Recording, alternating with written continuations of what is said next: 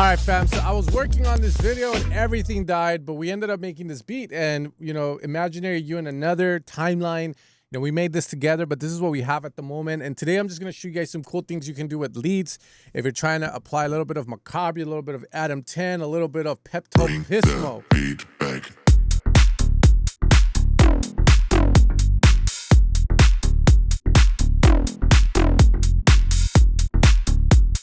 Pretty cool, groovy beat. 125 BPM gives it that swag, slow, but then we can apply a huge amount of swing. Right now, 61 swing, 16th. If you ever hear an Adam 10 track, particular ones, you will hear these sounds that kind of sound like farts that are very rhythmic, but also very groovy that fit the vibe, okay? So right now, if I were to play this lead, I'm not really getting that swag.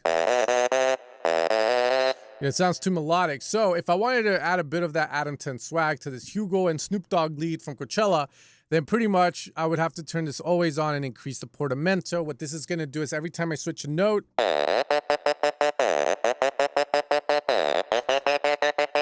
right, we're going to pretty much take our sweet time to get to the next note. So essentially we're hearing almost like a pitch bend, but a pitch bend with swag. Okay, and this porta time is very important. Now you can also do it by activating legato, so that way if I play notes, we don't really get it, but then if I glide the notes,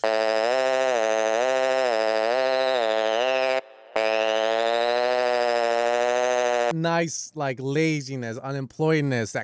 So the cool thing that you would hear in some Adam 10 songs is that he'll get really groovy with it and move around, but it doesn't really ever hit the note we're getting to, so you get this really cool.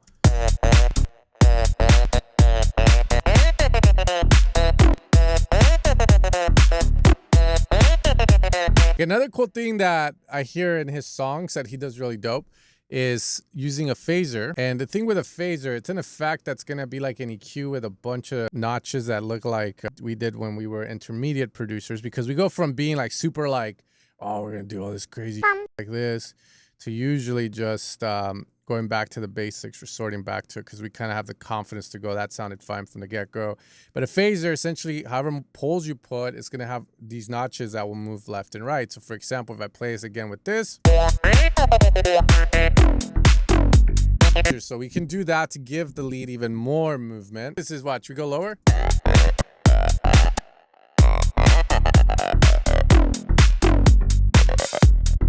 Cool thing too is with a lot of these sounds that sound buzzy, I create this little key track, put it on. It's gonna move with it, so the key track starts to kind of move because key track will follow the pitch, but if the pitch is taking its sweet time to get to note, it's also gonna move very interestingly. So let's put this down. Let's put this at 12 just so it's not so pronounced.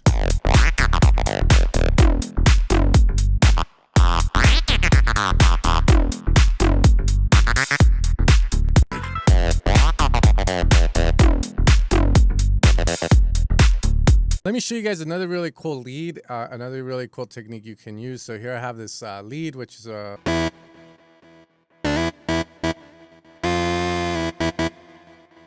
So usually what I like to do to mimic some of like the analog synths is I will put an LFO on the fine of the oscillators that I'm going to be using, which is going to be moving at a rate. And from there, I go to the matrix, LFO1 here, and I will apply a mod wheel to it so that when I put the mod wheel up,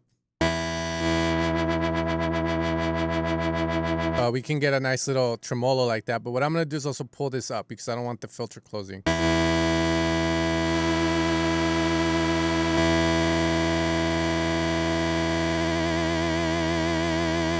We can also add it to the level of stuff. Like so.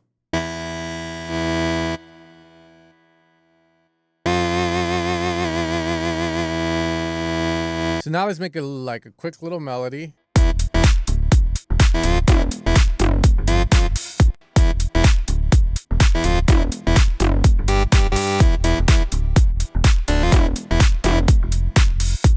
So now I can configure and move the module as well. So I can activate that mod wheel to vibrato certain leads more, or vibrato at all.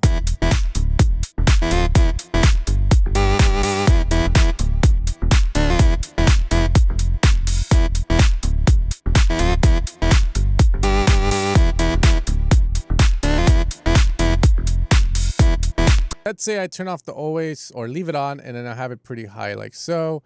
Let's actually turn it off because I want to show you guys something cool. Let's say I decide to do this, just elongate. The cool thing I can do is I can add these really fast.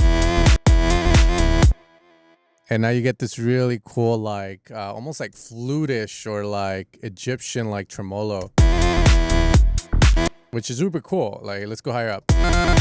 Now, check it out. If I turn this filter into a bandpass,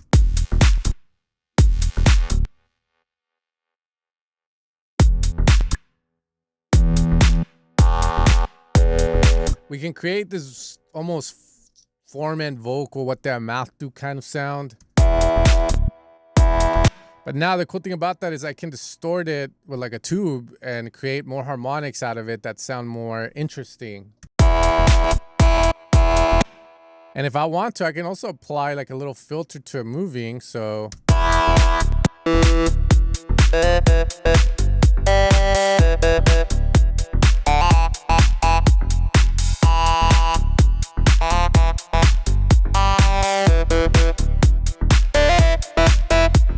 And sometimes the mix can even come down just a slight bit, so that way you don't get too, you don't lose a lot of the brightness and a lot of the low end, the body.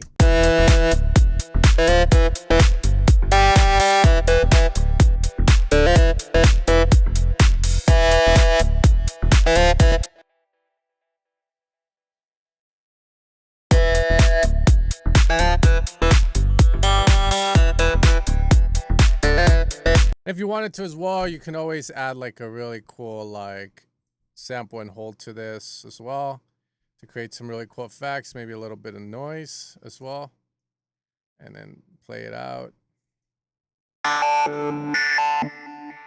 Create these really cool like modular style sounds.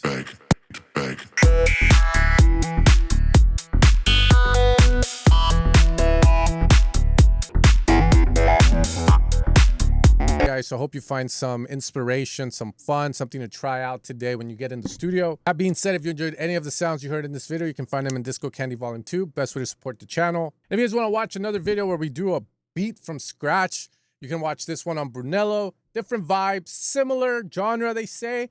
But again, they're each going to have their own style. And the important thing for me is just showing you guys all these cool things. So hopefully you can use them to make your own music, your own style, to get inspired by it and to kill it. You guys take care and you guys have a great rest of your day.